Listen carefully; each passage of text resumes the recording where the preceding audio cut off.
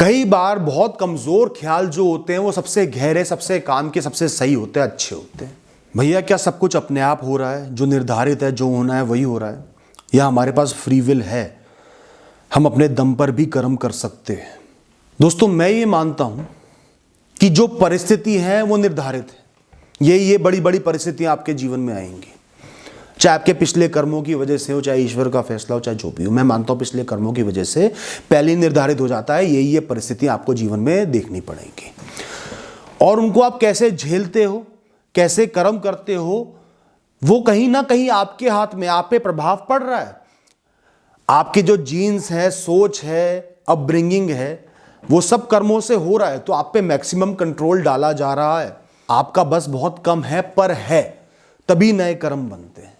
अब जैसे मैं एक छोटा सा एग्जांपल देता हूं। 2 दिन पहले मैं अपनी गाड़ी से सुबह के टाइम मंदिर जा रहा था। रास्ते में एक मोड़ आया, मैंने गाड़ी को मोड़ा, तभी मैंने देखा कि रोड के एक किनारे पर कुछ बच्चे खेल रहे थे, छोटे बच्चे खेल रहे थे लकड़ी से। एक टायर था। जब मैं थोड़ा आगे निकल गया, मंदिर के बहुत करीब पहुंच गया, तब मुझे एहसास हुआ कि वो बच्चे रोड के ज्यादा नजदीक बैठे हुए थे। वो एक ब्लाइंड टर्न पे बैठे हुए थे।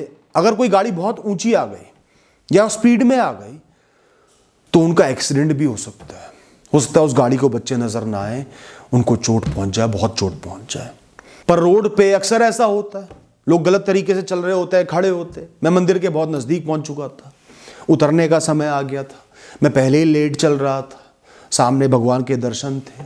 सबसे आसान उस समय था उन बच्चों के बारे में दुखी होकर, थोड़ा सा सोच के कि काश वो सही जगह बैठे होते हैं, भगवान कुछ बुरा ना, मैं मंदिर चले जाता।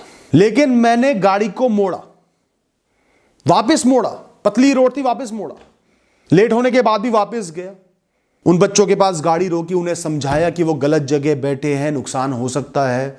बच्चों ने मेरी बात मानी, थोड़ा दूर जाके बैठे। फिर आगे गया, फिर से गाड़ी मोड़ी, तब भी वो बच्चे थोड़ा सा नजदीक ही बैठे हुए थे रोड के। फिर दोबारा उतरा, फिर उनको समझाया, वो चिड़चिड़े हुए, थोड़े से चिड़े, पर मेरी बात मानी, फिर बिल्कुल सही जगह जाके बैठे और मैं सुकून के साथ मंदिर चला गया।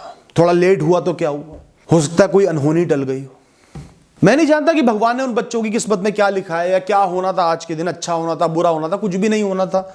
मैं बेकार इतना डर रहा था, मुझे नहीं पता, तो मैं मान भी नहीं सकता कि कुछ बुरा होना था, मैंने बचा लिया, या मैंने बेकारी समय खराब किया। पर उस क्षण में जब मैं मंदिर पहुंचा और मुझे एहसास हुआ कि वो बच्चे गलत जगह बैठे हैं, वो फैसला मुझ पर था। परिस्थिति ऐसी बन रही थी कि मैं उस बात पर ध्यान ना दूं, मंदिर चले जाऊं, पर वो सही नहीं है, मुझे वापस जाना चाहिए।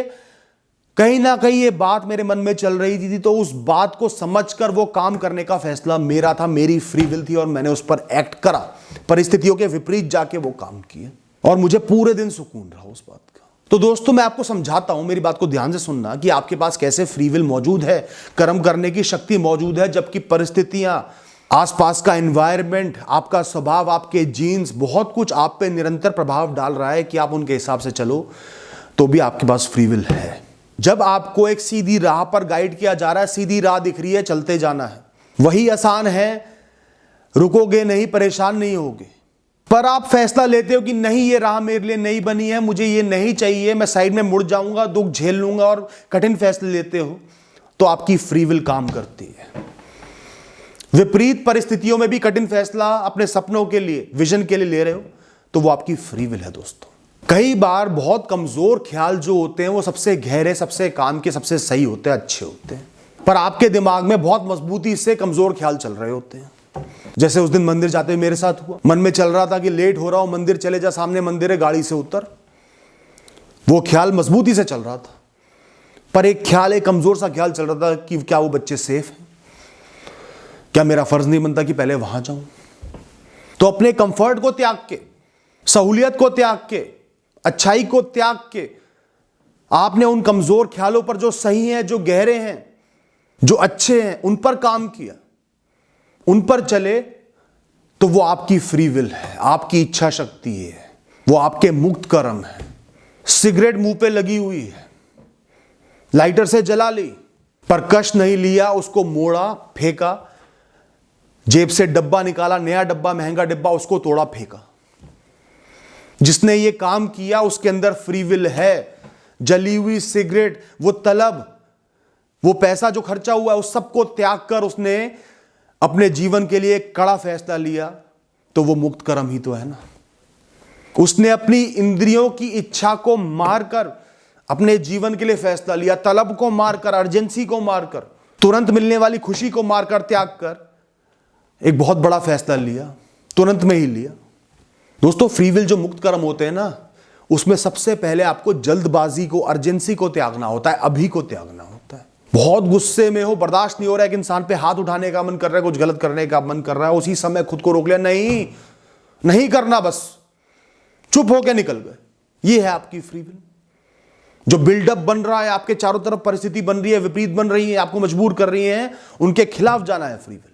आपके जो उसूल हैं, जो सही हैं, अच्छे हैं, हमेशा हर परिस्थिति में विपरीत हो, बुरी हो, जैसी भी हो, उनके साथ खड़े रहना, अपने कमिटमेंट्स के साथ खड़े रहना, डगमगाना जाना, हिलना जाना, बदलना जाना, यह आपकी फ्री विल है।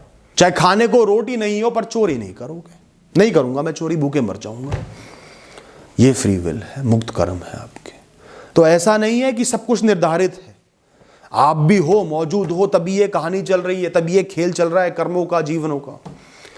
सब कुछ निर्धारित है तो जीवन तो अपने आप ही चल रहा है, आपको क्या करना है। तो इस बात को हमेशा ध्यान रखो, फ्री विल का प्रयोग करना है, मुक्त कर्म करने हैं, परिस्थितियों से अलग हटके, सीधे आसान रास्ते से अलग हटके, इंद्रियों की तलब से अलग हटके, बुद्धि का प्रयोग करके। तभी मैं कर्म योगी बनूंगा, तभी सही कर्म कर पाऊंगा, सही जीवन जी पाऊंगा, मजबूत जीवन जी पाऊंगा। Thank you and all the best.